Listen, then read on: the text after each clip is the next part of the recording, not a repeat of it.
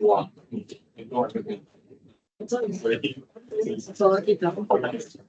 啊，你昨天 send 我那个啊？好，你看了吗？我回你啊，讲我没问就是来，就是像 assignment 这样，你要说的它的 distance，你要包在那个球里面，你要 make sure that 它的 distance 为全部球里面。来，如果哪一个情况，如果你稍微四方形的话，你 build 来一个圆形的话，你要 show that 这些圆形的点跟那个四方形的那个点是小于那个四方形的那些 distance。对啊，你要算那个，你要做那个计算出来。你现在只是闪现是一个你要打出来了，你还没有不知道它真的活在里面，对不对？你要想一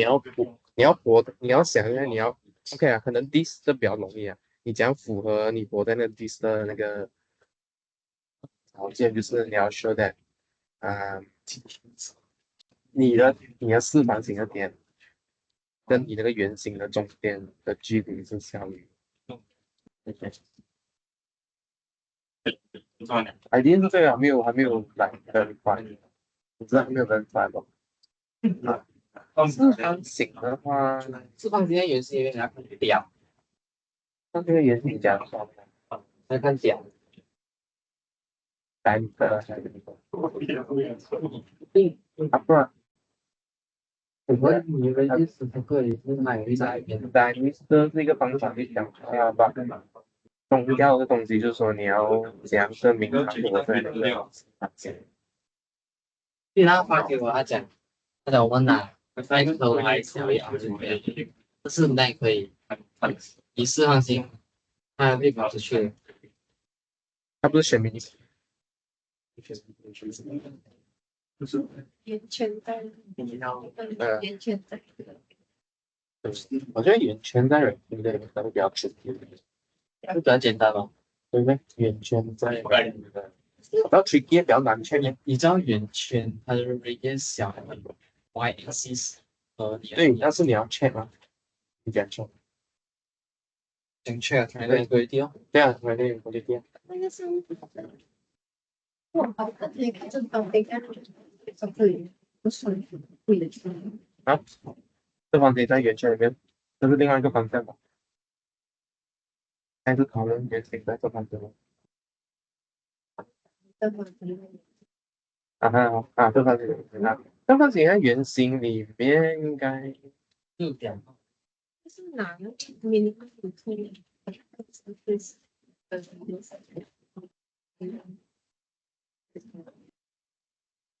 我觉得不可能。哦，明天来讨论呗。明天来讨论。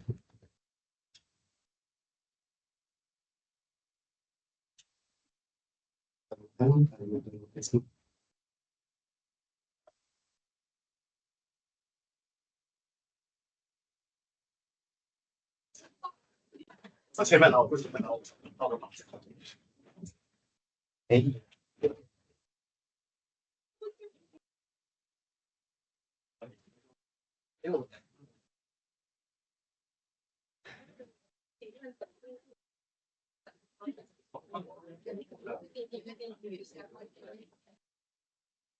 Okay, I have returned you your assignment one. I think let's see, we discuss today or tomorrow.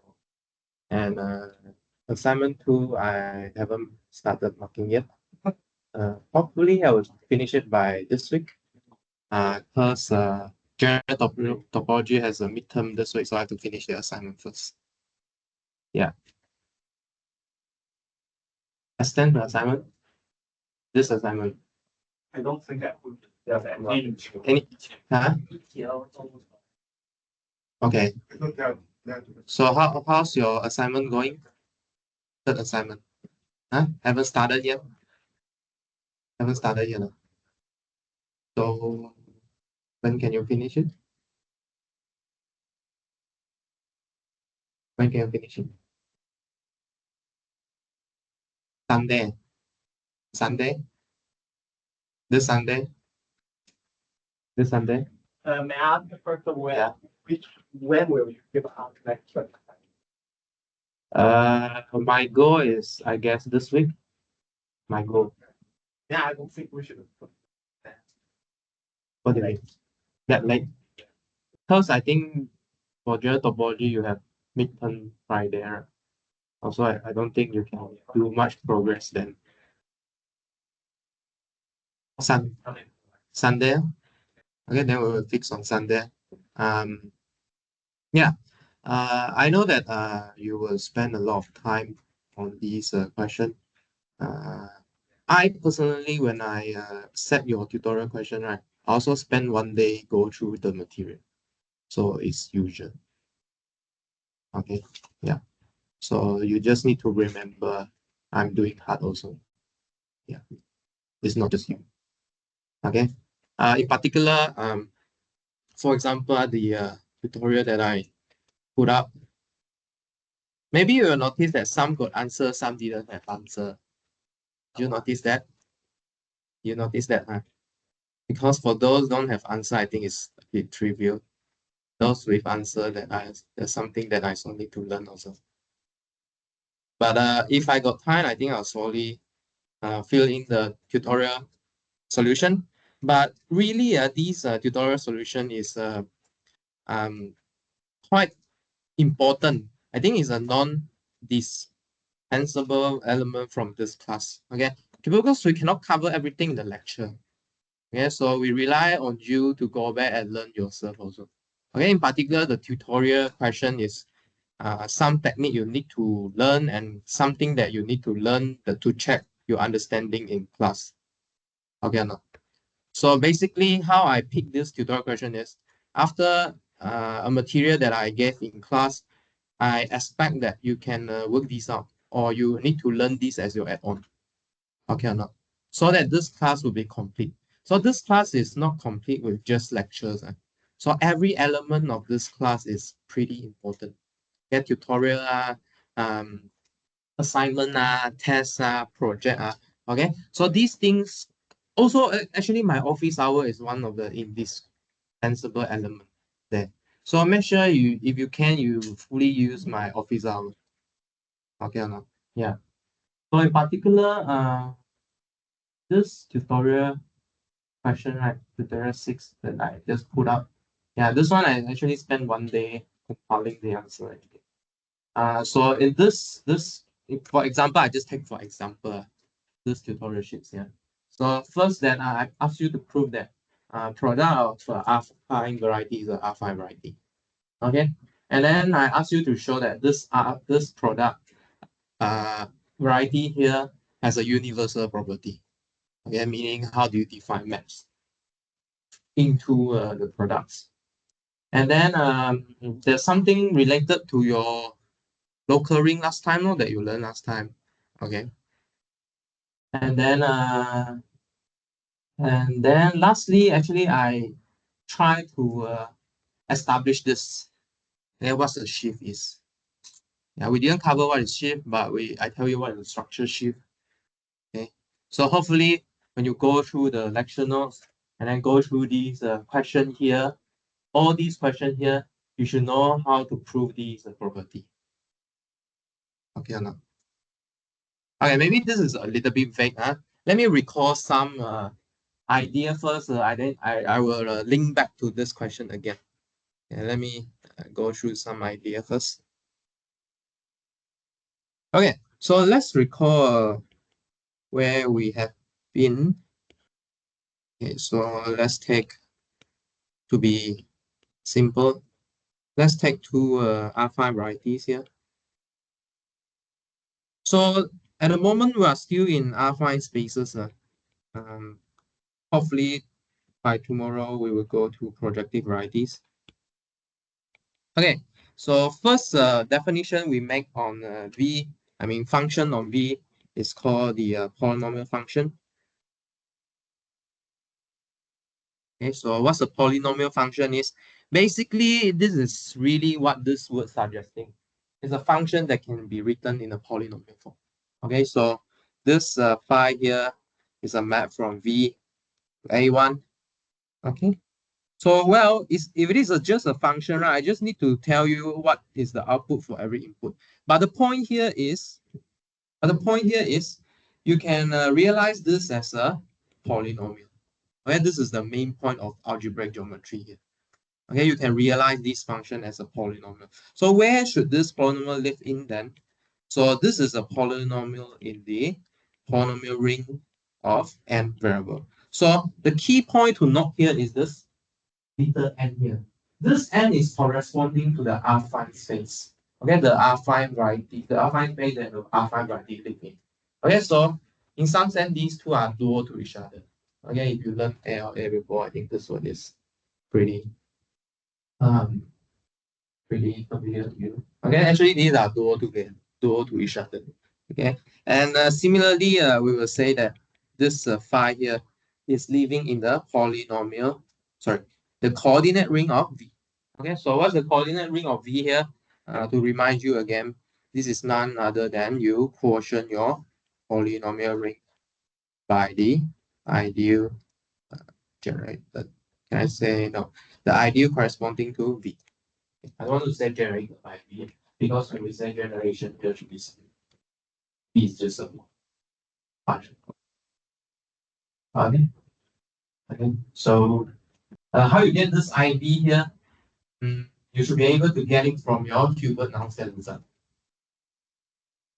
Okay. Okay, so this is polynomial function. So the next thing after we define polynomial function is obviously we want the map between affine variety. Okay, then this is called a polynomial map. Okay, so yeah, so if you look at the definition of the function and map, right, they are really the basic function. But when we say polynomial map here, we want to focus on map between or function between affine varieties here. Okay, so what's a polynomial map here? Again, it can be written as a form of polynomial, but the polynomial we're gonna use here is polynomial coming from KV. Okay, so coming from KV. So this polynomial map is built up by polynomial function on V. Okay.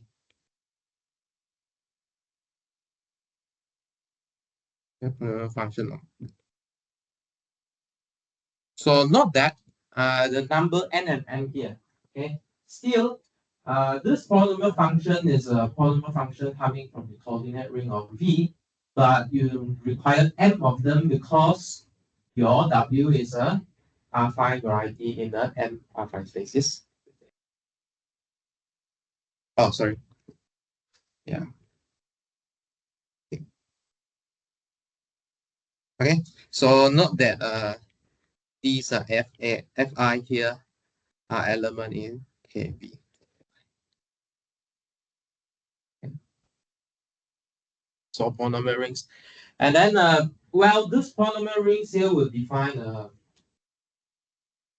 like what we proved last time. It induces a map on the K algebra in the other direction, and then give you an equivalence between category of alpha varieties and category of K algebra. Finally generated reduced K algebra. Okay. So what does category mean? So it just says that on one side you have alpha varieties and polynomial map. On the other side you have K algebra and K algebra map. Okay. So there's a bundle with a bundle between a function that set object to object and then the morph in the top. Okay. Okay. And by the way, don't believe whatever I say. What do I mean by that? So if you found any typo or mistake in the lecture note or not clear, please let me know. Okay, please let me know. I will correct it or I will fill in the gap for you. Yeah, yeah. So we try to learn together. It's not that everything I say must be correct. Alright. Okay. Okay.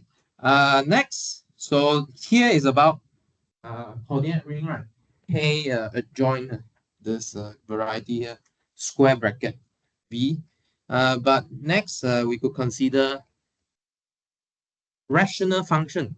Okay, so it's like how you go from natural number or integers to a rational number here. So what do? Is we consider the field of fraction of k square bracket v. Okay, the coordinate ring of v. Okay, we consider a field of fraction here. Okay, so in this chapter here, there's a very important definition that we made. Right, so seems very confused to all of you last week, right? So this week we will do some example for you. So let's recall the definition first. A rational function f is called regular p if there is a representation of f equals to g over h with hp not equal to. If you look at the different texts, maybe you have slightly different definition of a rational function here, which require description on open set. Okay, but note that we have naturally defined this f on an open set already. Okay, remember the proposition that we proven last time. We proved that dom of f is always open at x. Okay, so if you have this f, if you look at the domain of this f is already open. Okay, this is the open set. One of the open set you have already. Okay, and then from here, we define something called the local ring. Okay. I just realized Chiwi not here. Oh, he's there. Okay. A local ring V at a point P in V. And what's this local ring here? First of all, it is a ring, so meaning you can add, you can multiply. So what's the ring here? So let's call it OVP. So these are the elements coming from the field of fraction KV, okay, such that F is regular F. So basically, you collect all the regular functions together. So if you can imagine that I got two regular functions, I add them together, I still can write it as a representation of G over H. Right? I can combine the denominator and so on and right, so forth. Okay, so it's a ring. And why is it local here? If you look at this definition here, this is really defined on the point at a point P. So it's locally defined. Okay, at the point P. Okay. But there's a very important theorem here. Since you are learning algebraic geometry here. So local ring definition could be geometric, but this algebra part of this definition is actually you can write this local ring as the localization of the coordinate ring associated to V. Okay. So this local ring, this definition here leads to a localization definition in algebra. Okay, so meaning there's only one maximal ideal inside this ring. Okay. Does it make sense? Okay. No. Okay, so in algebra, localization refer to a unique maxima. Okay, but if you look at a local ring definition, it just defined at a point, locally at a point. Okay. And from here, we will describe what's a. Should we do it before? Let me see. Yeah, okay. So from here, we will define what is called a structure shift. Structure shift. Okay, OV here. So actually, we don't call OVU a structure shift. I call OV a structure shift. So meaning what? Actually, OV is a map. Okay, it's a map from the topology of V to a set of ring. Eugene, are you okay? I will use the topology language here. You okay or not? Huh? Sorry? Yeah, okay. You did okay. Because if you're not okay, you also have to okay. But I mean, the point is, if you cannot, I mean, you need to have some catch up, right? You try come to the office hour, Okay, because sometimes it's easier to create the but or you can come to a general topology thingy. Yeah. Okay, so what do I mean by from the topology of V to a set ring here? So what do we define for OV last week? Okay, so OV here, okay, is a map from the topology of V to a set of ring. Okay, so what do we do here? So for every open set here, we associate one OVU. So how do we define OVU last time? It is all the F, okay, in KV such that F is regular on U. Okay, just now we just defined OVP, right? OVP are just F that are regular on P, but now regular on the whole set. That's all. Does that make sense? Also? Every point in U, I have a representative, have a representation G over H. Okay, but in principle, maybe you might wonder, oh, maybe at every point, this representation could change. True. Okay, but later I'll prove to you that all these different representatives should be the same. Okay. And yeah. Sorry. Um.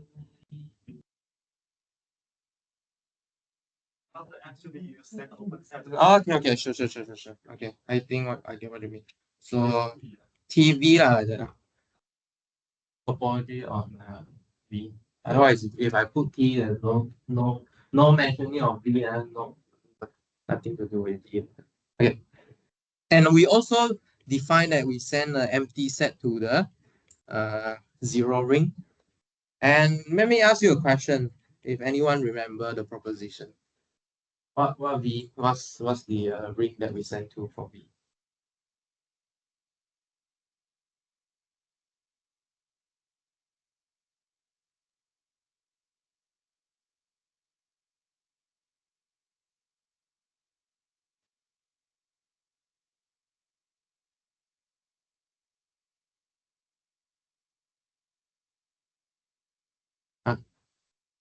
Last time we proved a theorem, right? If DOM F equals to V, what happened? F live in where? Sorry? Huh?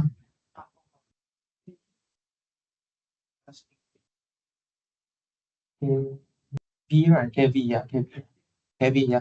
Fraction field of K coordinate ring of V. Yeah. Yeah.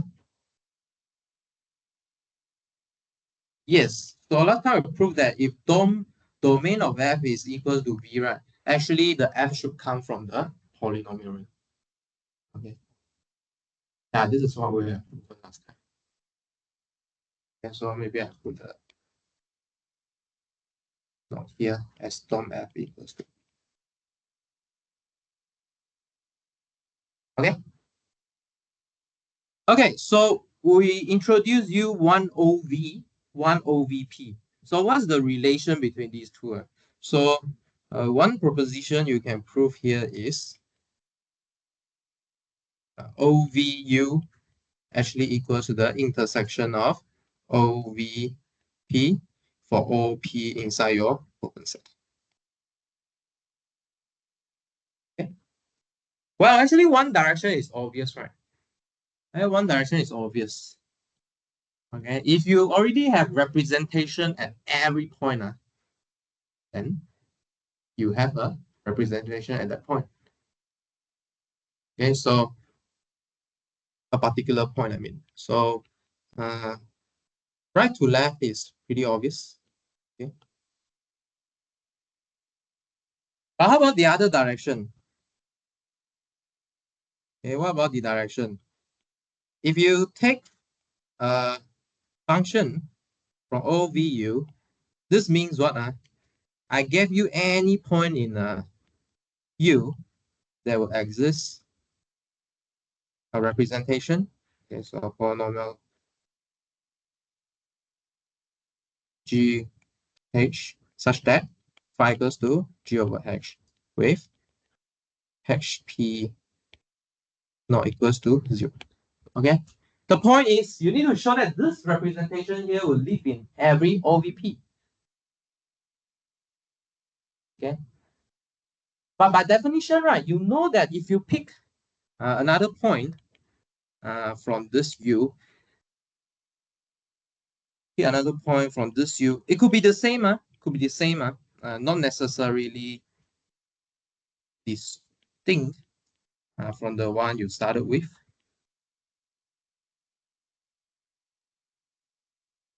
Because the definition is about existence, right? Existence is not unique. Okay, even at the same point, you could have a different representative already. Okay, such that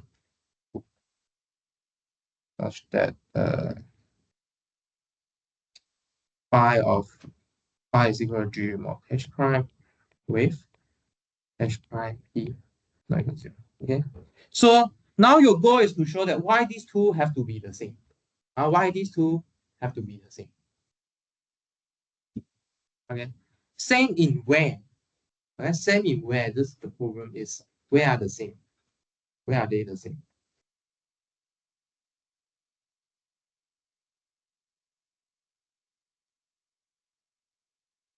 Where are they the same?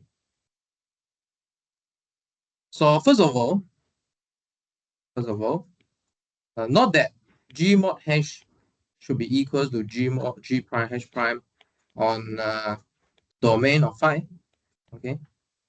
Since we know that domain of phi is dense in V. Okay, is dense in V. So meaning what? We'll get G H prime minus H G prime living in IV here. Okay, but if you get this living in IV means what? Means that this expression here should be 0 in the coordinate ring. Because all these G prime, H prime are picking from the coordinate ring, right? Polynomial ring.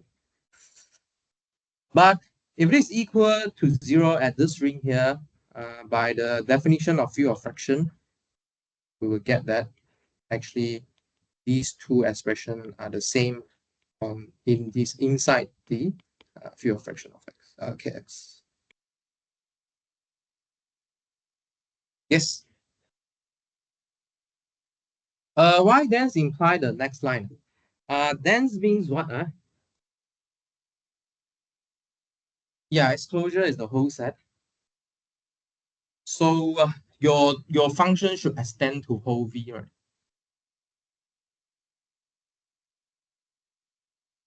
Yeah.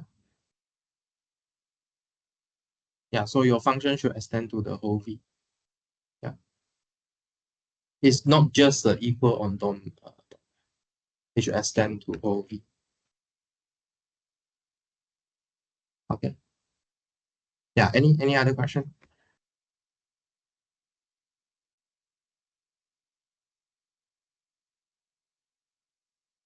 So the point here is the representation of the regular function on an open set does not depend on the representative we pick on the open set.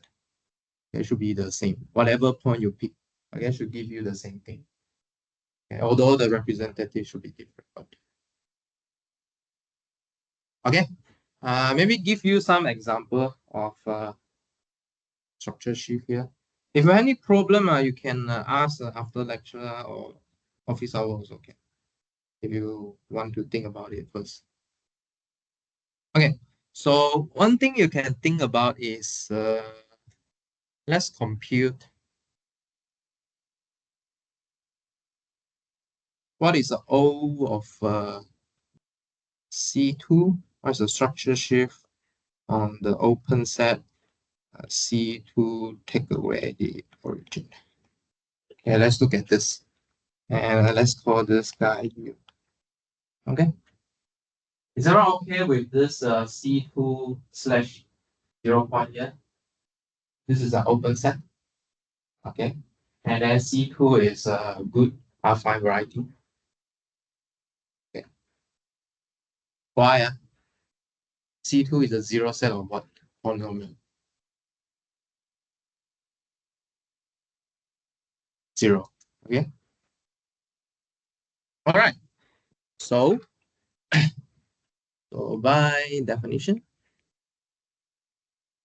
okay, any element of phi in OC2U here should be an element in C bracket, round bracket xy, okay, in the fraction field of C adjoint xy.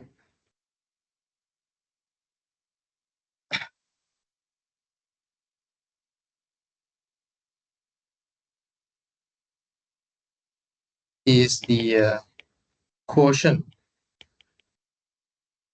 phi equals to f over g, where f, g are in the polynomial ring of C adjoint xy. Okay, so what's the condition we need to satisfy here? So we need to make sure that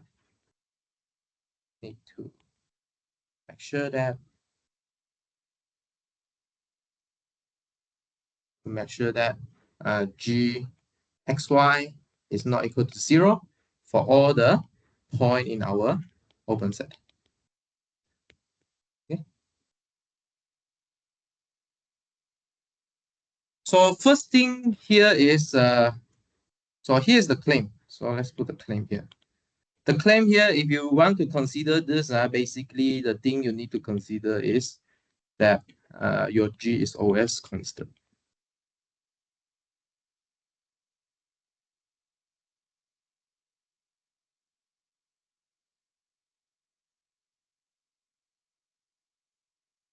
Okay. So intuitively, why is this true? Before we prove this, we will prove this. But why is this true? If we want to make sure that gxy is not equal to 0, so meaning if we only take the origin as the locus, okay, then this would imply that your g should be a constant. Why? Because if you're gonna kill your equation, right? I mean, kill your variety by one equation, right? Usually you will kill by one dimension. Okay, but so the zero locus of G cannot just only be the origin in C2. Okay, but let's see what's the algebraic proof here. Okay. So we know that we know from Hubert Naus-Stellenzer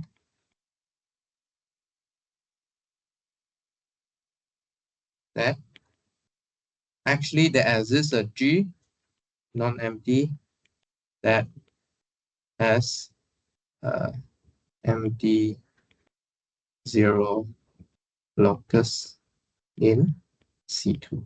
Okay, so we can might as well assume that G vanishes on the origin. Okay, maybe we can do some translation to make it vanish there. But not that. We can write, if we write G as an element in C adjoint C bracket SY, right? So let's write it in this way. So let's group all the S variable together first, then multiply by the monomial in Y, and then monomial in Y squared, and so on and so forth. Okay, so if it has a 0, okay, at the origin, this means what? This actually means that we require that the degree 0 term to be 0 at the origin. Okay, so from here we deduce that we further claim. So we further claim that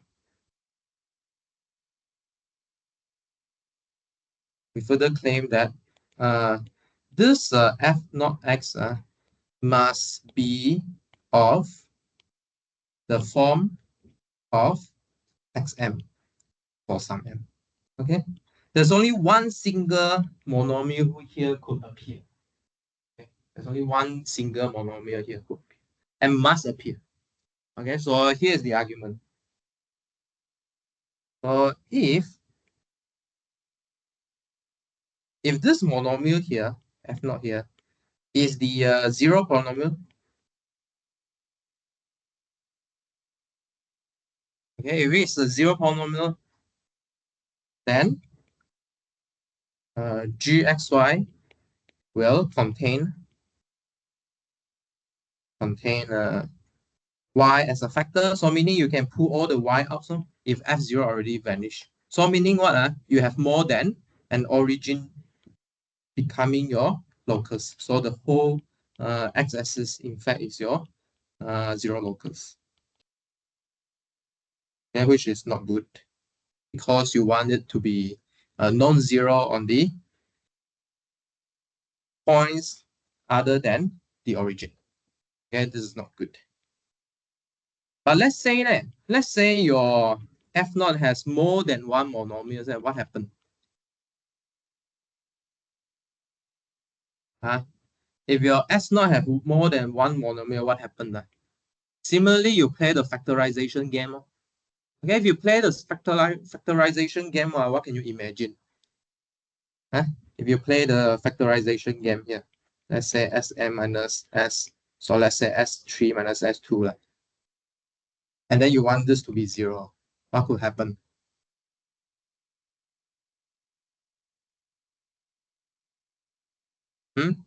Sorry? So what do you get? So what does that mean? How many 0 you have? 2, right? So you got the extra 0 already. Okay, but we want it to be only taking 0 at the origin at most. Okay, so it's not ideal also. Then this means that f naught has a non-zero, 0, non-zero, 0. Non-zero, 0, okay? And hence GS naught. Okay, you will have a non-zero, 0. Non-zero, 0. Okay, there's a non-zero, 0 here. Okay. So this means what? So we conclude that gxy must in the form of xm plus some linear combination of monomial in y square. Span of these yn here. Okay, now if you look around this gxy, right? So let's say we set some epsilon, okay, for this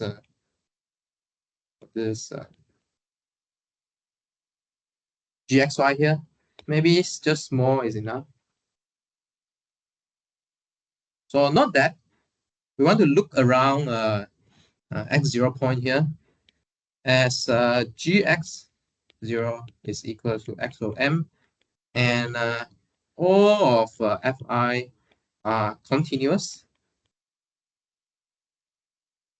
Okay, so the claim here is the restriction gxy epsilon cannot be the 0 or a constant polynomial. Okay, because you cannot jump from a constant polynomial to this you call it x to the power m function. Okay, you cannot straight away jump to this non-constant function. It's not continuous. So this means what? Hence, actually, gx epsilon have to actually vanishes for some x, which is again a contradiction. Okay, you will take 0 outside origin again.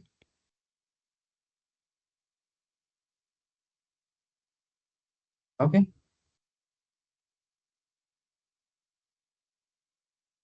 Which is a contradiction. Okay, So how do we deduce here?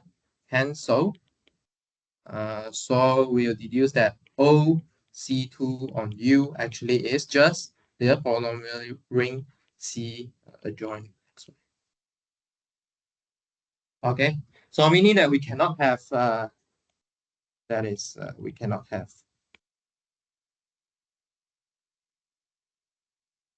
denominators.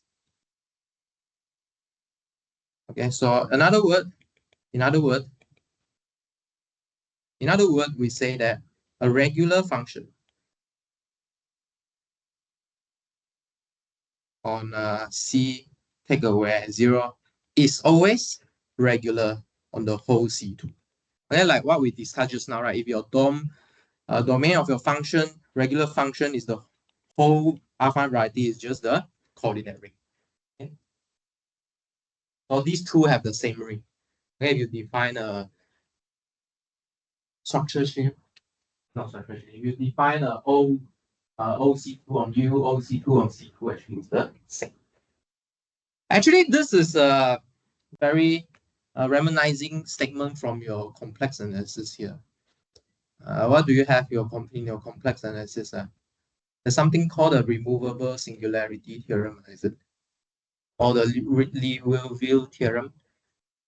The Liouville theorem telling you 啊，还没有到，有人到了，不是有人读完了吗？ Someone can recall not? A bounded holomorphic function must be a constant. Is it? Huh? Entire function is a constant. Okay. So this is one relation between complex analysis and this one. So that's why in the project recommendation, there's something called the Gaga theorem that relates complex geometry to algebraic geometry. Okay. So they bear very similarity. There are some similarity that they bear. Hey, Joel not here. Just realized. Joel. All right. Let's give another examples. Let's give you some idea on these things. So one thing we could see is local quotient is not equal to the global quotient. Okay, we didn't define this one, but let's see what does this theorem, this example trying to tell you. Okay, so let's look at this three-dimensional affine variety here. So let's look at this three-dimensional affine variety. X equals to the zero set of x1 times x2, x4 minus x2 times s3. Okay, so this is a three-dimensional affine variety in four affine space here. And let's look at this particular open subset here. Let's look at this open subset here. So this open subset here was x take away the zero set of x2, x4. Okay, so what does this mean here is you take all the point in x such that either x2 non-zero or s4 non-zero. This is a point x. Yes. Not yet actually, not yet. We haven't defined dimension yet. We haven't defined yet. Yes, we haven't defined. Just give you an idea that this is something three-dimensional. I'm not using this type three-dimensional also in this example. Yeah. Maybe when we go into singularity chapter, we will do the dimension there. Yeah. Okay, so now we're going to look at some regular function here from this open set. Let's look at some regular function here. Well, I can give this regular function such that it is equal to x1 over x2 if x2 is non-zero, or I can send it to s3 over x4 if s4 is non-zero. Maybe there's a concern for you, okay, concern for you whether this is well defined or not. But is this well defined or not? Maybe there's concern for you 啊，哇，你应该很紧张诶，我给你给一个 input 可能会去两个地方，you might be worried. But does this cause a problem or not if I define like that?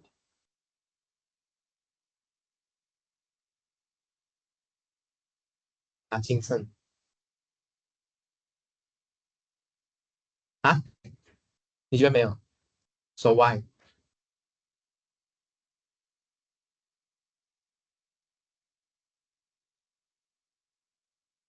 So I show you this polynomial here. So on this variety, right, all the points have to satisfy what? X1, X4 minus X2, X3 equals to 0. But if you rearrange it, it just means that the two fraction is the same. Correct? Correct. I think so. 对吗？啊，Justin. Is it true? You think so? Why you think so? You should be 100% certain, right? And this one is a calculus one question. Huh? No, you don't believe me? So basically, I give first here, this one equals to 0, right? And then you add both sides 啊，不是 first year 还是这个是 high school 啊？Isn't it? Nothing special, I tell you, there's no magic in maths. There's no magic. You just go and calculate. Things will follow. There's no magic. Sometimes maybe I'll tell you the magic, but in reality, there's no magic. Okay, in mathematics, everything just follows. But you have to calculate. Okay, no. All the abstract things come from calculation. Okay, you must calculate. Okay, so it's well defined because we have this defining equation here. So whenever both S2 and S4 is non-zero, you can use either one. Okay, because it's a point leaving of X. Okay, but the point here is a big but. Okay, but none of these two two representation can work together at the same time. Okay, I cannot say that. I mean is none of them can be used in OU. Okay, you will always need to shift between these two representations. Why? Because if you look at, for example, you can check the point 0, 0, 0, 1. Okay, you can check the point 0, 1, 0, 0. Okay. If you put one point into the other representation, then it will go crazy. Correct or not? Substitute. Okay. If you put either one of them into the other representation, the function go crazy. Okay. So, this just corresponds to algebraic fact that algebraically, this just means that the coordinate ring Kx, which is K adjoint x1, x2, x3, x4, quotient by this ideal generated, this variety here actually is not a UFO, no UFD. Okay, not UFD. Okay, so this just corresponds to this coordinate ring. So why is it not a UFD? Actually, in principle, it's very hard to check. Maybe I will set it as a tutorial question and you try and see why this is not UFD. Okay. Okay, so you can see that this is an instant how we relate algebra and geometry together. So on the coordinate ring of a variety, you see that it's a UFD. It's not UFD. Then it tells you what kind of function you can define on your variety. It tells you what kind of function you can define on the variety. Okay.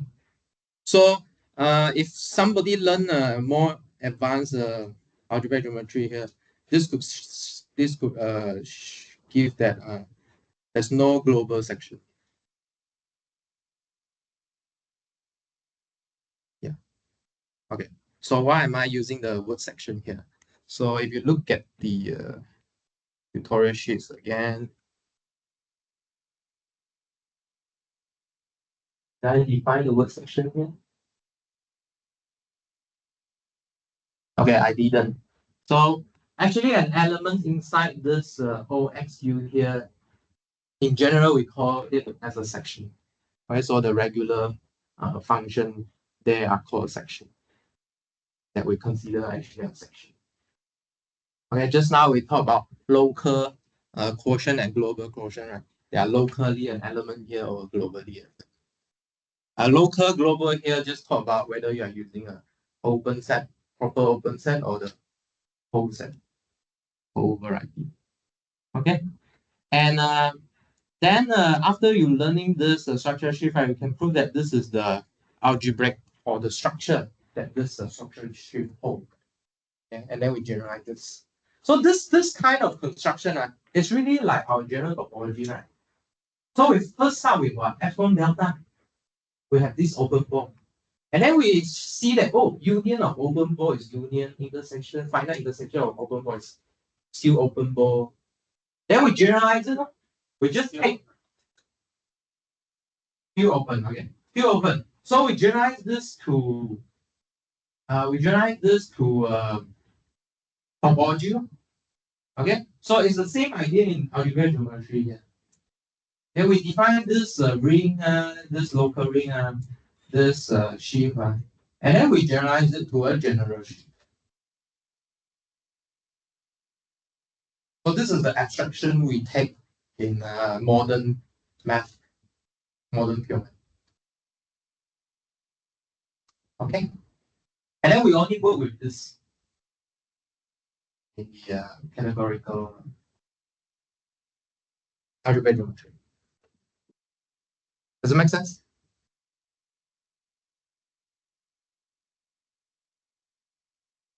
Okay, so I still want to advertise. Please do tutorial. So if you don't have solution, right, you can come and discuss with me. Okay, can come and discuss in my office. Okay. Okay. Let's break until 101.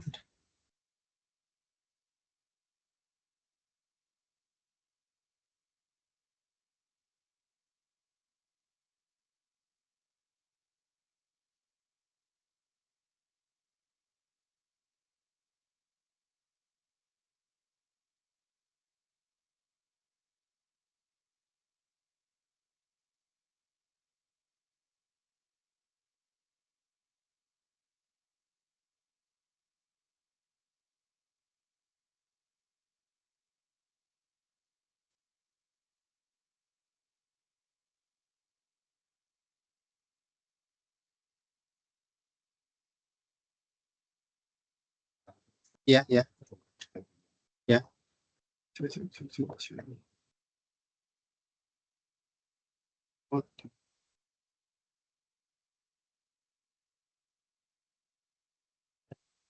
整个句子说没太不同。不是那写的是说，哦，zero locus 是啥意思？locus 是什么意思？就是那个 vanish，就是那个点哦，就是 zero set 里面的点，没 zero set 了。就可以。为什么我们可以获得呢？这样上就不同的，会存在这么一个区。因为如果你有 MD，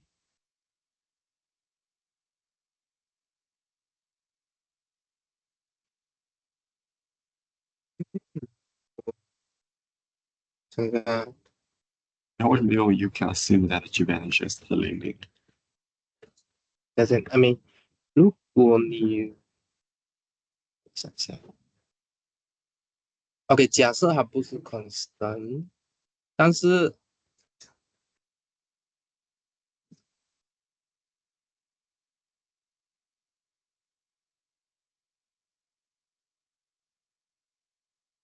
我是不是这个写错了？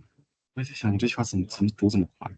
应该是写错了，是 MD 是因为 OK，基本上基本上是说 V of 所有东西是 MD 是吧 V of 所有东西是 MD，你这边用的应该是 weak 的那个吗？对对对对对对。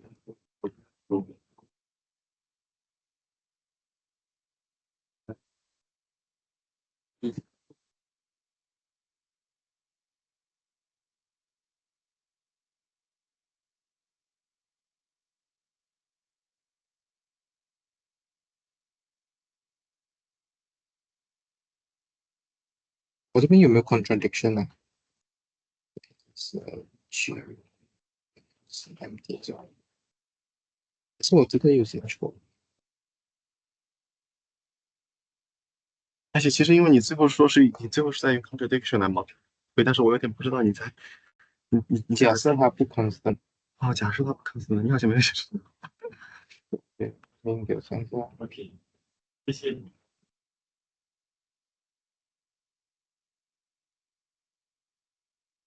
假设它不 constant，假设它不 constant，是不是我这个要 have non 是 MD zero cause on 那个 open set 啊这个 part，啥？你的再给我解释一下吗？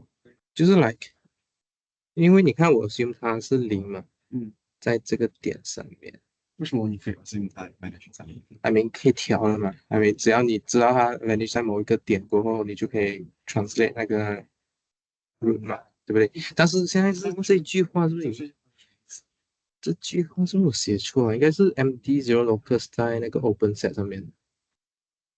如果在整个的话，周末又有零在这个上面，就很奇怪。整个不是才有零。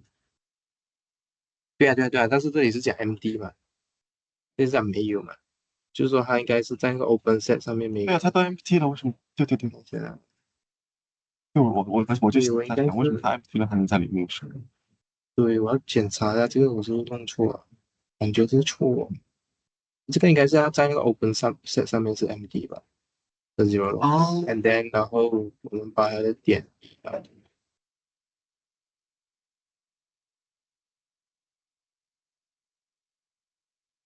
但是那样怎么从 here 不 master 上直接退出来？其实还有点被动。嗯，然后是不是然后现在比如说 like 如果 OK，那什么？他是说，如果你的 zero set 是 MD，你的 ideal 一定是整个 ring。对，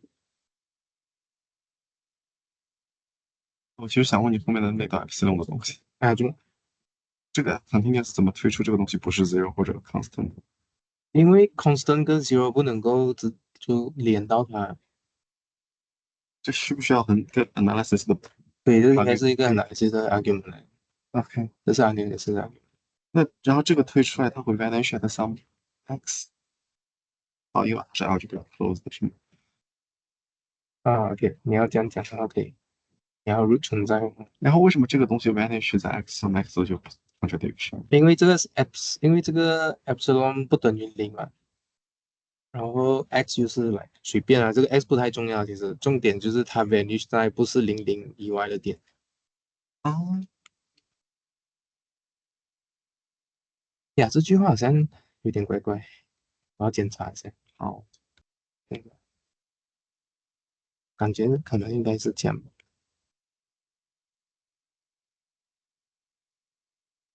我检查一下这个。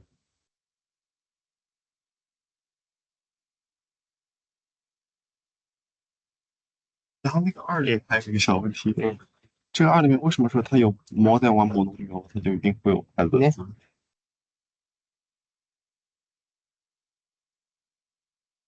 哦耶，嗯，OK，因为如果有超过一个的话，它一定可以做。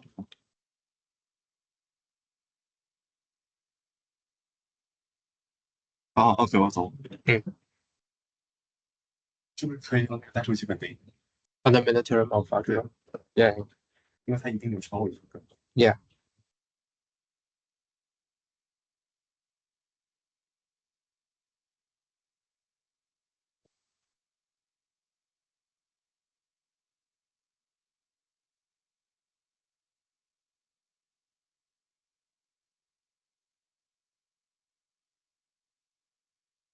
哎，那个我本来去跟你讲，他有我去看，看你，我几点下那个本的一个，我跟你他是讲了，他的里面，可是你的店在那边，那个好来啊，哦，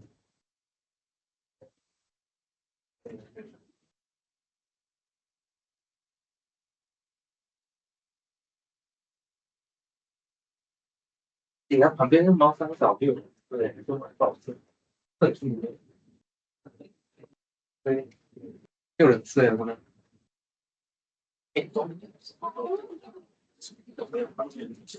三点。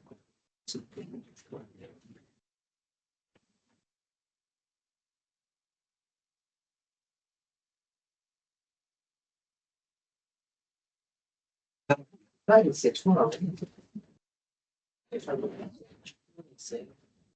有没有人等于 B？没有 F 等于 B，没有 domain of F 等于 V，没有，OK，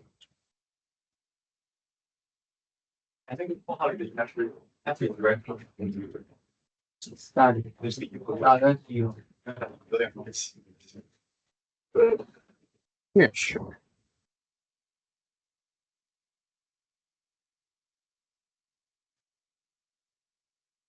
啊，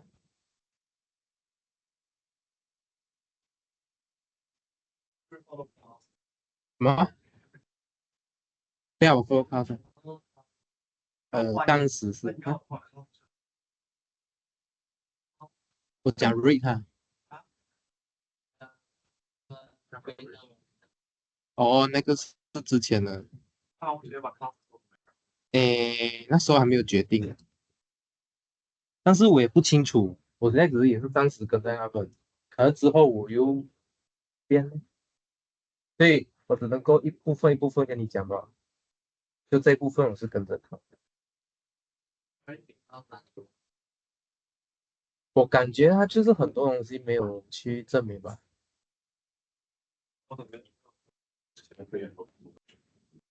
有些东西要记起来，你给老板。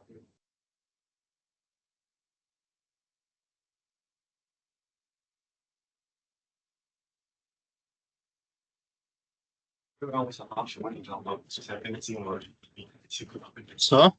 我说让我想到我上上个月背的经文，背诵经文？为什么呢？离开基础学的进到成熟。对，所以我看到那个经文一直在笑。Hello. Okay, let's continue. Okay, so let's continue. So next up, we'll define what's called the rational maps. Okay, so why we are doing this rational map here is we're trying to define maps on V which are not everywhere defined.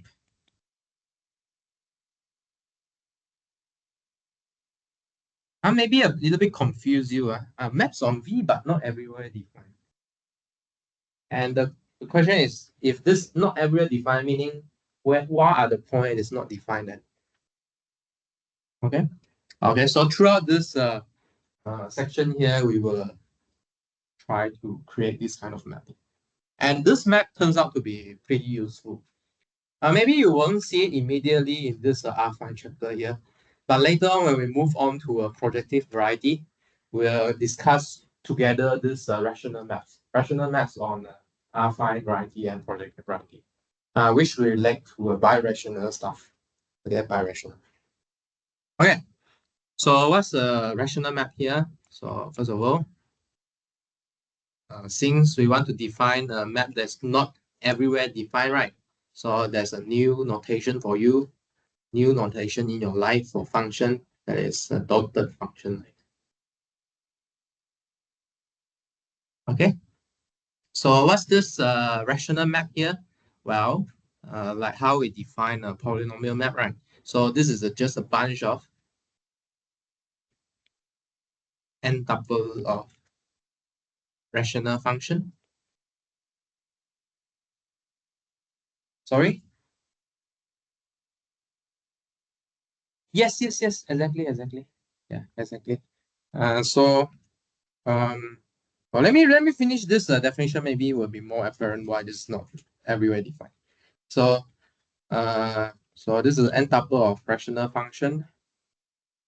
Well, what's rational function? Remind you again, since the first hour, these are just a function in the field of fraction, KB. Okay, and then similarly, we can define this map to be regular. Okay, if every component map is regular. So you see, if once we have this regularity here, right, it's obvious that you can write this function as some quotient, right? If it's quotient, then you should imagine that some point that might not be well defined at your denominator, okay, with your denominator. So these are the places that your map is not defined. Okay. Well, so what's the domain of definition here? So similarly, we can define dom f here, or define domain of definition.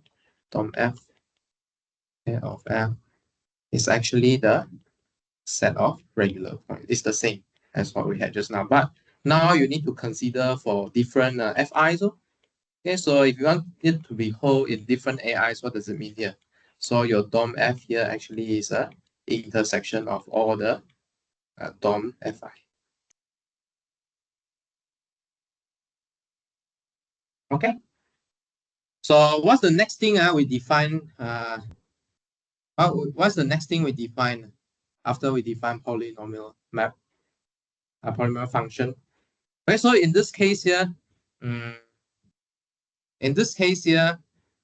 we we write a map from V to AN to call a rational map already.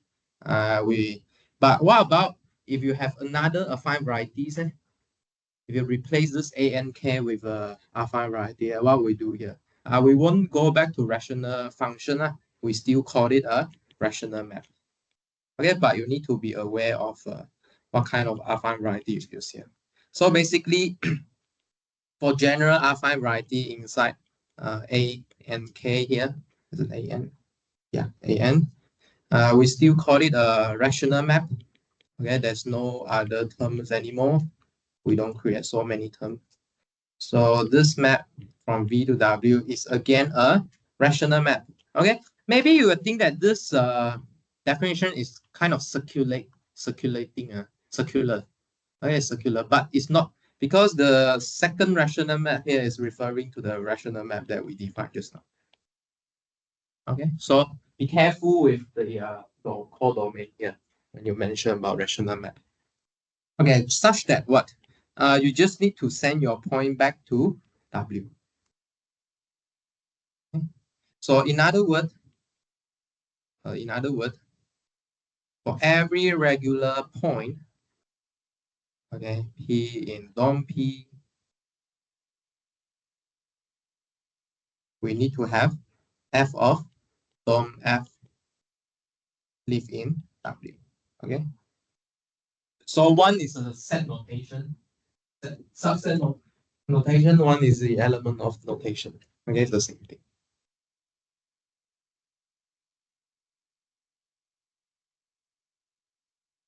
Okay, so from previous, we will know that the domain of a rational map is also a non-empty open subset.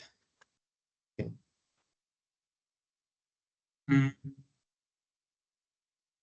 So one warning maybe need to give to you is we cannot simply compose a rational map. Well, we cannot simply compose rational map here. So composition of rational map might not be defined meaningfully. So let's take an example here. Yes.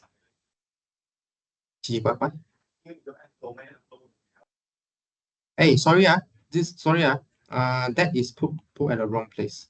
So that is here. Sorry. Because there's, I think, something wrong in my note. So, oh, there's nothing wrong. There's nothing wrong. So I'm wrong, huh? FP in W. 是一个量词而已，没有 Here lah. Oh. Yeah, sorry. So this is a different page. Same as your assignment. Different page. Okay, so let's see why the composition doesn't work meaningfully. So let's say so let's look at this two rational map here.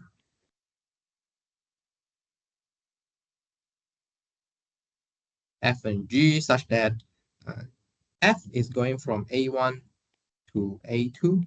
Okay, so A1 to A2, we just send X to X0.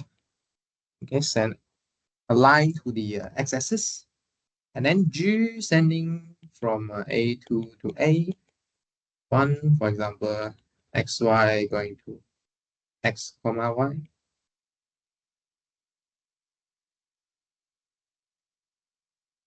Okay. Well, you can immediately note that this, the second one, right? In calculus, right? We will tell you that, hey, cannot do that, cannot do that. Why cannot do that? Why cannot do that? In calculus, we cannot do that. Why? Cannot define this function on R2, for example. Why? You cannot divide by 0. Okay, so instead of function here, because we are advanced, right? We can do what calculus cannot do. So we just put a dotted line here.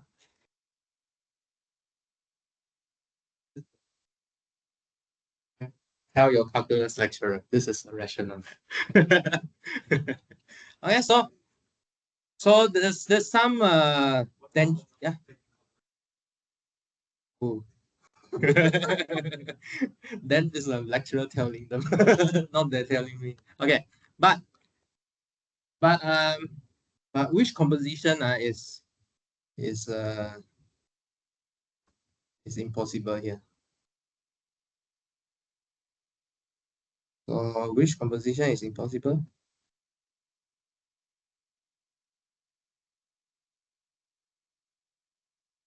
So if you note that f of A1 here, the image of A1 here, okay, not that, the image of A1 here intersect with the domain of G actually is the, okay, so you cannot compose G with F.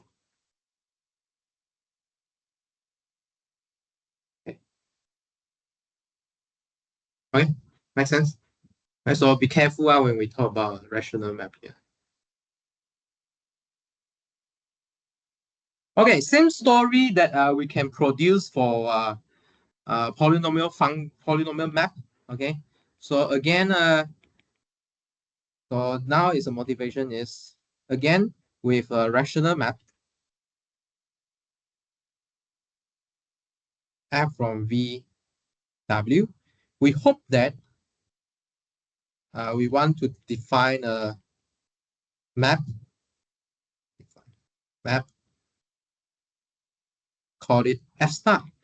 Okay, F star going from the field fraction of coordinate ring of W to field fraction of coordinate ring of, okay, such that F star G equals to G composite. Okay, similar to what we did last time. Okay, but you could note that we might have a potential problem running into when we are doing this composition. Okay, so let's see how we go around with this problem here.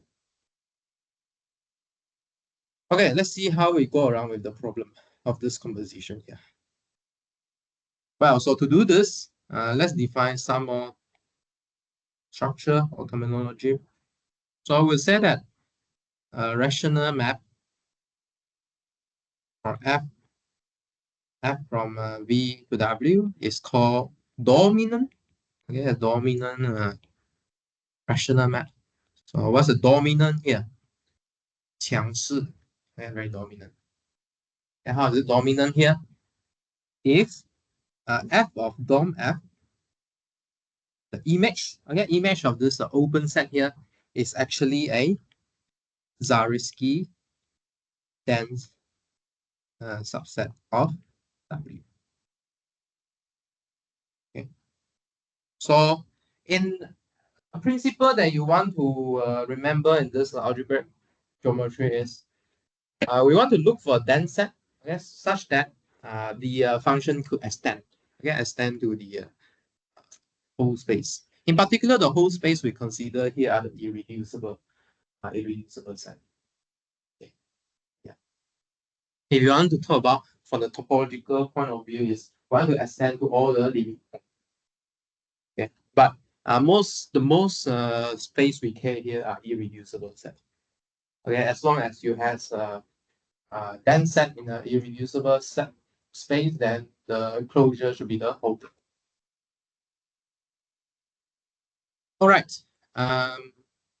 Next, what do we define here? Okay, so next, so for a rational map from V to W, okay, and a subset of U. Should I write this? Okay, I think we should write it. We define the inverse image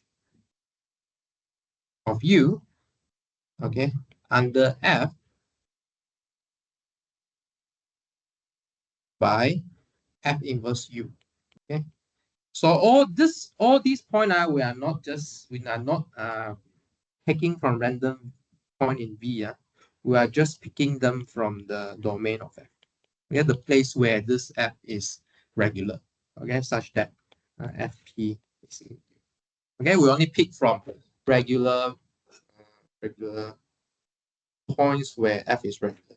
Okay, not random points in V. Okay, regularity is important for us here.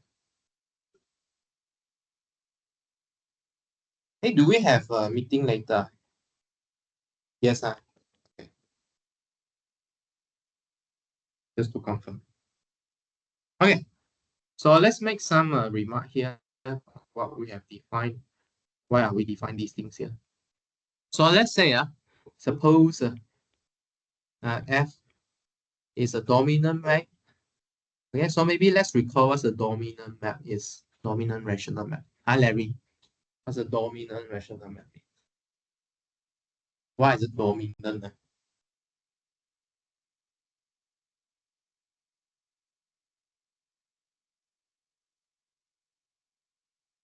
Okay, so the image of the domain of function is a Zariski dense subset.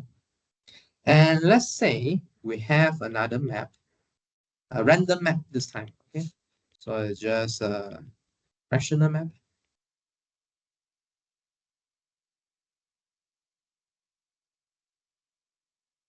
Okay, so first that we know that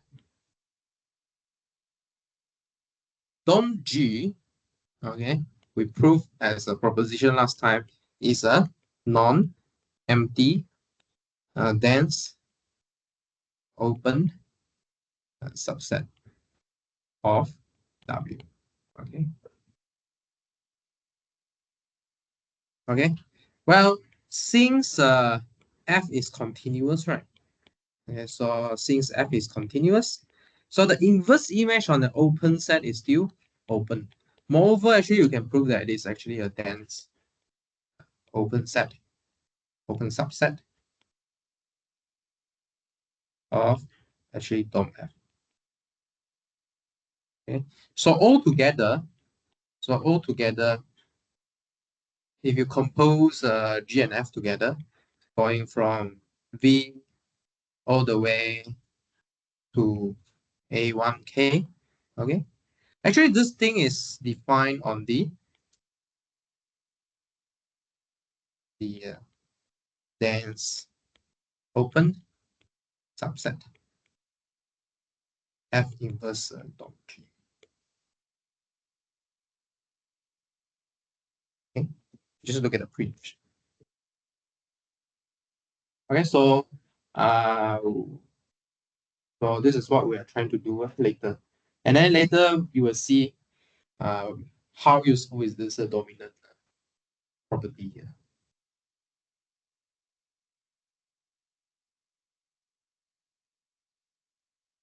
Okay, so let's write down some theorem. So for any affine varieties B and W, so with this dominant rational map, so the claim is dominant is the property that we need, okay, to extend this map to a K algebra homomorphism. Okay, so we claim that actually this dominance property here is what we need to define a K linear homomorphism. Okay, from KV to KW. Okay, so similarly, last time, what do we prove? If you start the other direction, or conversely, okay, if you have a map from KW to KV, okay, which is a K linear homomorphism,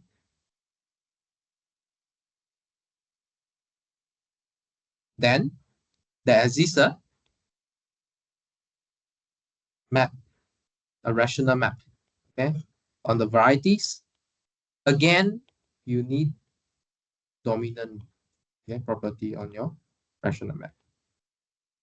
Okay, so you need to add an extra adjective of being dominant. Okay, then you can have this similar property you had on polynomial function. Okay, then what's the next thing we do on polynomial function with this duo? Yeah, we call it duo. What's the next thing we do last time? Huh? What's the next thing we do? The functoriality, right? Okay, so similarly here, you have a functoriality property here. Okay, so let's say if you have two dominant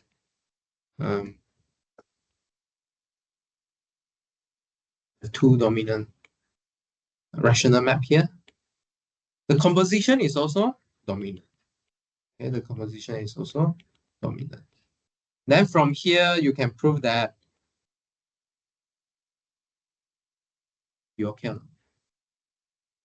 prove that G compose F star actually is equals to F star compose G star. Okay.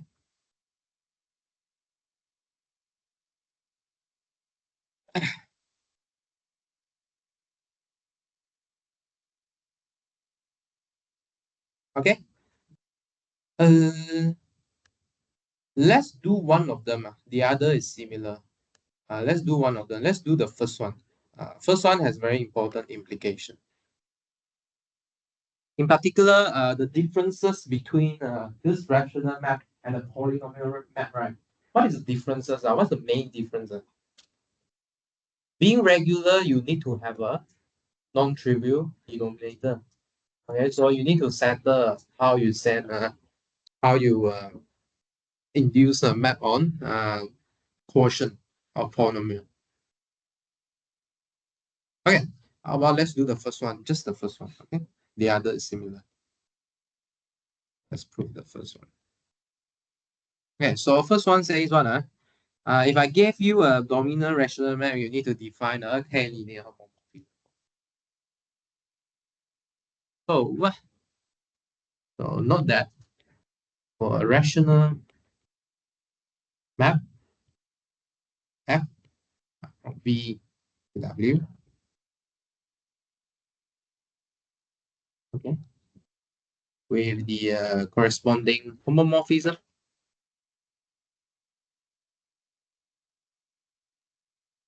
So, well, we can induce a map from actually K square bracket W to K round bracket B.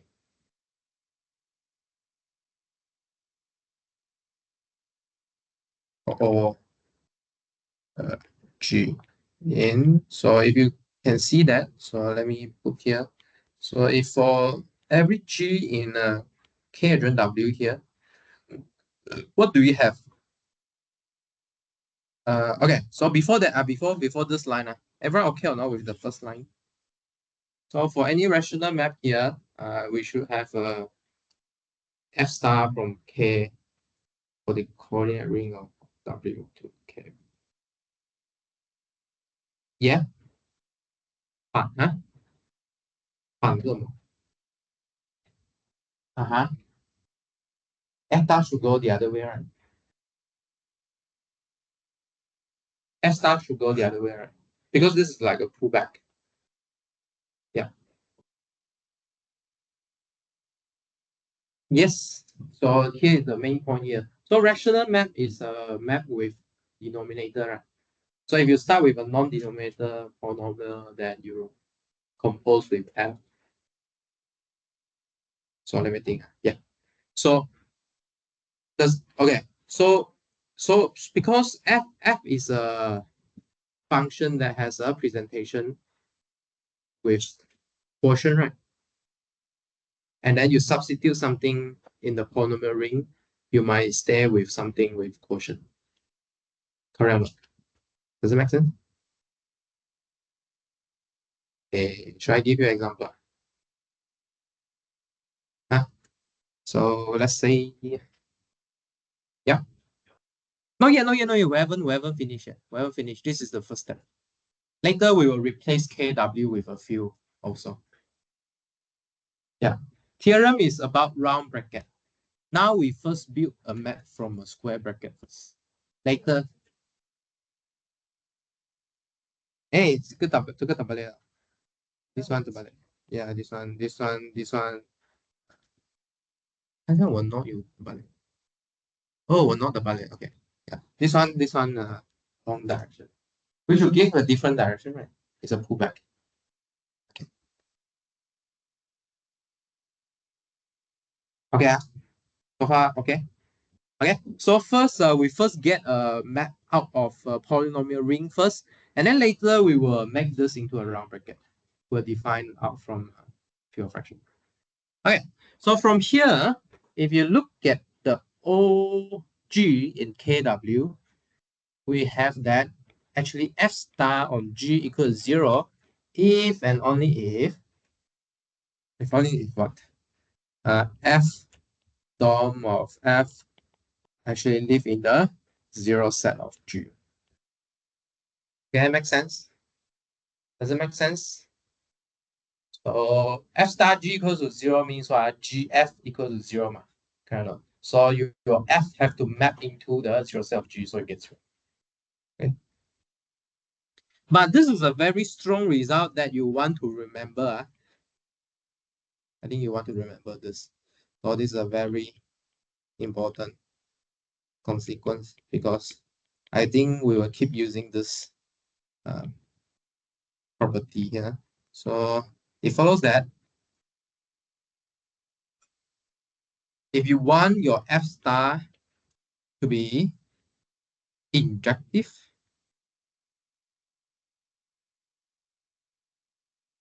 okay, this is true if and only if F is dominant. Okay, so actually the dominant part is used here. Okay, we want this F star to be injective. Okay, how to see this is true?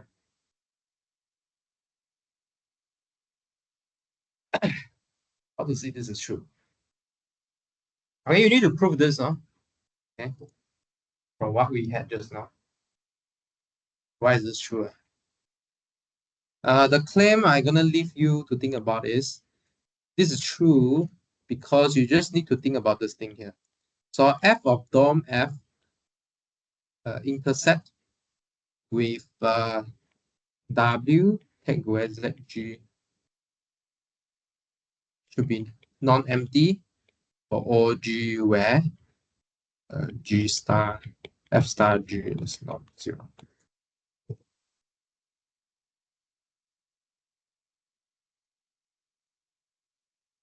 Okay. Yeah. try to write the detail. Okay, try to write the detail. Okay, but this is the key you need to see here. Let's try to write the detail. So if we know that this is true, right? Hence, if we know that if F is dominant, yeah, then we can extend. Yeah, we can extend F star to a homomorphism. Okay, F star from KW to KB. Okay, but how to extend here? So the point here is how you extend to a quotient. Okay, so meaning that you need to tell me what is F star on G over H, for example.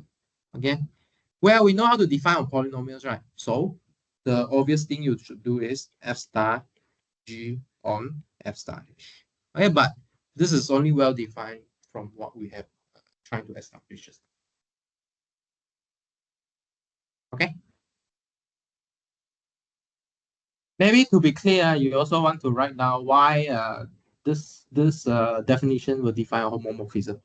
Okay, but I think these are all simple check. You should check it. Yeah. Yes.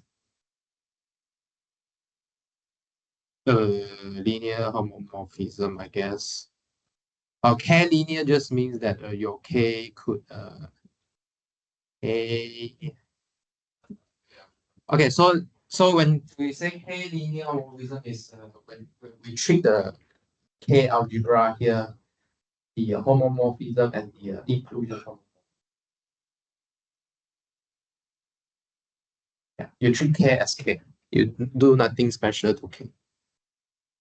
Okay, so if you want to be clear, super clear, there's few things you need to check here. The first thing you need to check here is this form definition makes sense, and then the other thing is check this if and only if here. But the previous if and only if, I think this one is obvious now. There's three check you want to write down in clear argument if you like. But it should be straightforward.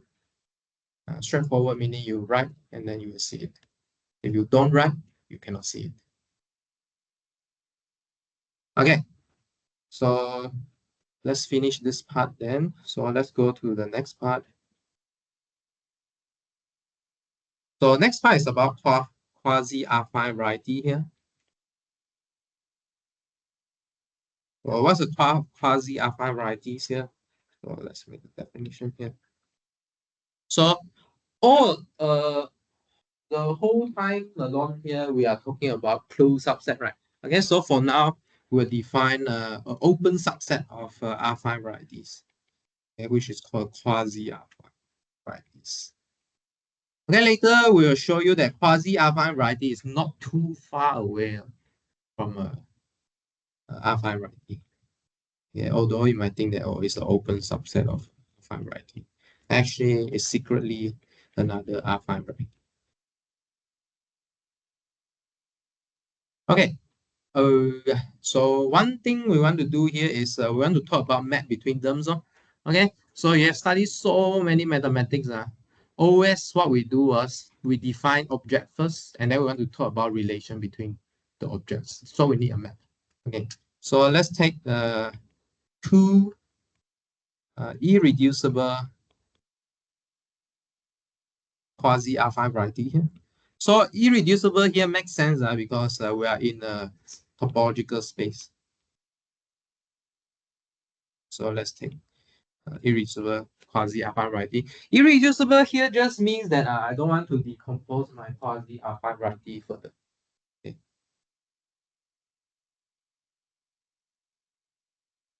Into a proper set. Okay, so first is let's define a morphism. Okay, morphism from U1 to W first. Okay, so because this is what we know. Okay, so this is just a rational map.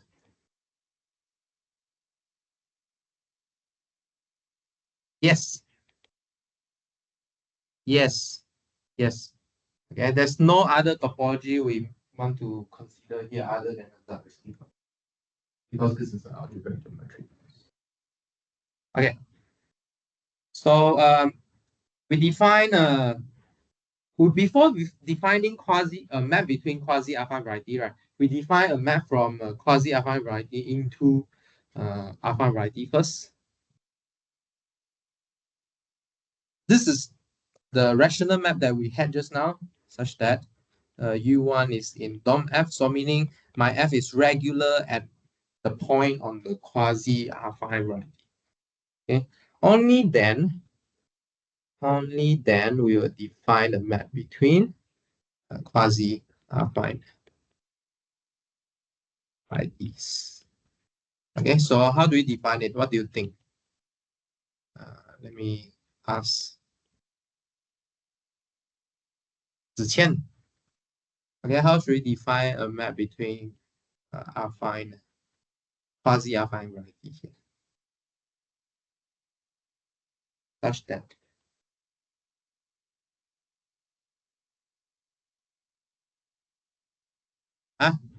So we know we have a map from U1 to W, but now we want a map from U1 to U2.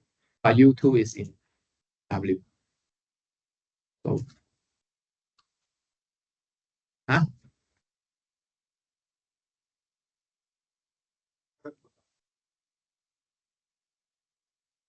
so you just make sure that your image stay inside U2, that's all. Nothing special there.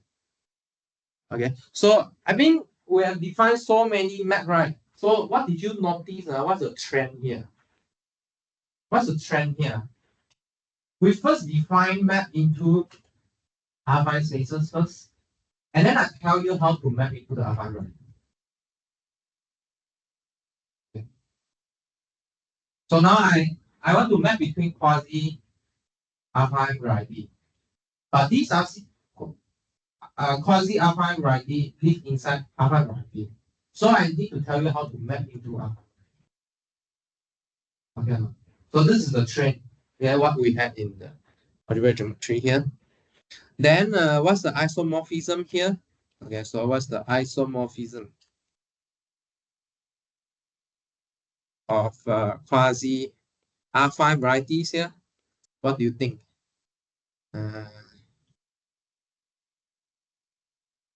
Let's see. Hi, Kamping. What do you think? Let's say this F is an isomorphism. When is it an isomorphism?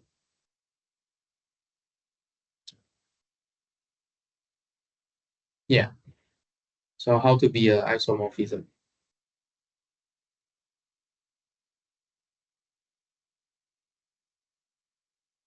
Huh?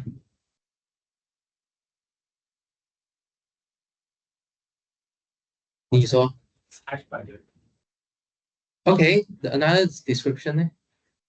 There's this inverse map, but the inverse map here is another morphism between affine, quasi-affine variety. Okay, such that the two composite is identity. It's a very standard definition. And no extra condition. But you need to be careful what kind of function you are using.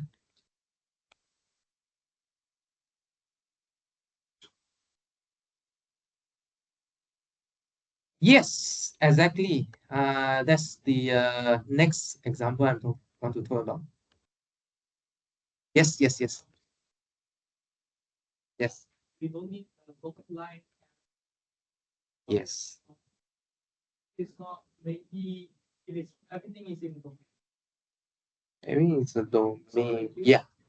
I think you have a point here. Yes. Yeah, I think you have a point here. Yes.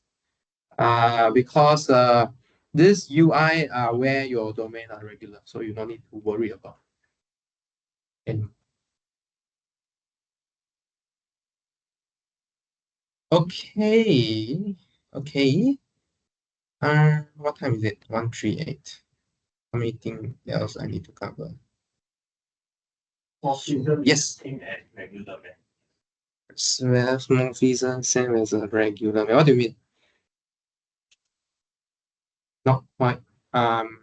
Okay. Restricted. Wait. So regular map. What's the difference between regular map and rational map? Not. Let me think. So when is a rational map regular? If the regular at a point. So yeah, right. You are right. So these are the regular. Yeah, regular map. Yeah, regular map. Restricted on U1. But um, we don't really need this F to be regular, right? It's just regular on some domain. You know, when you say regular, you need to say the regular at a point or regular at the whole set. Whenever people say regular, usually mean they want it to be regular at or every point. But this is not the case, right? Because it could be dotted, not defined somewhere. Okay, so but the point is when you want to consider a quasi map between quasi affine variety, right? You want your F to be regular on that open set. Does it make sense? Make sense or not? If you're regular on everything, right? Just now we proved it to you already, right? Basically, it's just a polynomial. Okay, so yeah. Okay, no. Okay. Right. Should I give you example? What time is it? 1:40. 1:40. Yeah. Okay, maybe I don't give you example yet, but I want to tell you a very important thing is the thing that we want to reach tomorrow. So our target for tomorrow is a quasi affine variety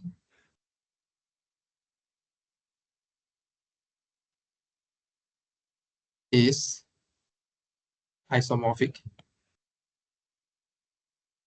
to an affine variety. Okay, so isomorphic in the sense of this map between quasi-affine varieties.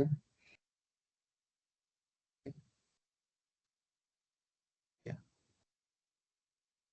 Okay, so try and think about what's the affine variety that you can map to. Okay, for any quasi-affine variety. Okay, what is the map you can map to? What's the affine variety that you can map to? Sorry? It's actually closure of what? Oh, of V of the let's say call this a VF. Directly closure of this. You can try. Yeah, try and think about it. Okay. So once we have this isomorphism, right? So under this isomorphism, it doesn't matter you talk about affine variety or quasi-affine variety. Okay. Before we finish, maybe we just quickly discuss about assignments one, and then maybe you will know what is my requirement for your assignment. If you found that there's some discrepancy, calculation error, or I cut you too many marks, you can come and talk to me. Huh? I thought I gave you back already, just 1 mark. You said too many. My goodness. What is too many? My goodness. What is too many? Who is your max teacher? Oh shit. Okay. So I think first one is quite straightforward, I guess. First question is quite straightforward. Most of you got it. But if you want to discuss, feel free to discuss with me because we lack of time, so I need to pick something important to discuss here. Hey, this is not the final one. After final one, I post inside. Did I update the one in your Moodle? That's not the final one I use. I think I updated the solution. Let's check from your Moodle. Hey, make sure you read my feedback and then if you don't understand, you ask me. Learn from your mistake. Don't just take the marks. Marks is nothing one. Okay. Right. Okay. So there's some distribution for 2A. Okay. B and C I think quite straightforward. But A is a little bit tricky. Okay, A is a bit tricky. So most of you will use the other statement, equivalent statement, not equivalent statement, the other statement, the fourth statement that we had for this theorem in the lecture notes, right? Which is saying that two plane intersect in a unique line here. But you could do the other way around. I think I saw at least two of you, okay, Hao Tian and Ziqian, use this method here. I mean, secretly you are using two plane intersect at a unique line, but I think the way to argue is quite clean. Okay, so basically you use the what's the axiom that exists for a non-coplanar point? S5, x6, x6, yeah. Basically you will use that x6. So basically you have an extra point other than those 2 points there. You can build a intersection of plane. But the important point, what they do here is they show that as long as the point is not how to say, as long as the point is inside the line of PQ, you must stay inside the intersection. Okay, the key point is this. Okay, I think a lot of people like get stuck on this part, so they resort to the other. Just use the previous result that we have proven. And then the other case is when they argue that if the 4 points live inside the line or the plane, okay, you still can prove that the whole line will stay inside. Yeah, I think it's quite clever. Yeah, I think I already polished the solution. You can write. I think much shorter than what they wrote. Much shorter. Yeah, you can try and read this. If I miss out anything, let me know. Yeah. How you guys figure out? You guys look for material or just try yourself? Okay. How about Ziqian? Oh, you draw, you see what you can do. Okay. So the point here is draw actually. Okay. When I see your solution, I also draw. You don't draw for me, I draw. I draw myself. So when I read your solution, actually I need to draw your solution. Okay, so please draw. Okay.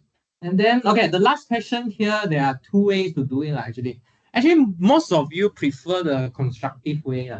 So you basically, you break into cases and then tell me that, oh, you can pick who as your non-collinear point. But I'm lazy. I'm lazy. I put a non-constructive one. I claim that if either two of them, we claim that either two of the point will be non-collinear with x. Otherwise, we have three lines joining them. But this means that actually they are on the same line. Okay, done. Okay, up to you. You want to use constructive also can. But I think the cleanest constructive one is done by Larry. You can read.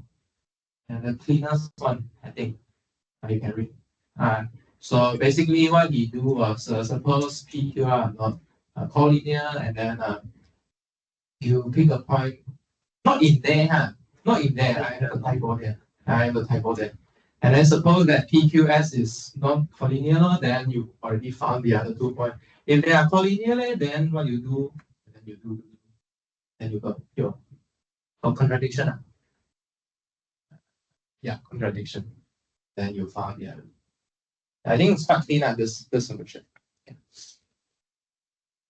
Okay. Okay, any question? Okay, so let me tell you, you need to bear in mind. I want you to bear in mind one thing is this course is really new. Okay, it's really new. Okay, although I planned something, 但是计划赶不上变化. So English says what? Hey, what's the English? That's the English phrase for this, right? I forgot. So basically, what you plan might not turn out to be what you execute. Okay, so I will try to keep it reasonable. So what's reasonable mean here? Okay, what's the definition of reasonable here? Okay, because I always got complaint on my class because I gave a lot of assignment. So the reasonable here means I will make sure that for every section you learn, you know how to do some question. Okay, so if you notice, the first assignment I gave you is about geometry. So there's everything about geometry. Second assignment I gave you is about commutative algebra. The third assignment I gave you is about around Hilbert noun sentence. Okay, so this is my goal. So also I try not to pressure you too much. So I limit myself to 3 questions. Okay, but I think you should be feel I don't know, fortunate, right? If I want to mark your assignment. Correct or not? No one gave you feedback. How do you learn? Oh, I'm not sure how you learn. So you should be worried if the lecturer don't give you assignment. I at least for me, when I was a student, I'm pretty worried. I don't know what am I learning. You understand or not? Hopefully you understand. Okay, so I'll try to keep it as reasonable as possible. Okay. Okay, see you tomorrow, 1:50 on time.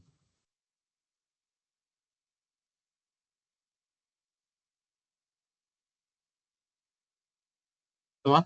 你要打我打这里，他就不打嗝，我打嗝就结束，所以被吓一下会停止打嗝，有意为之。Yeah. Oh, okay. Sure. Wait, let me discuss. 要好对待自己，就到了规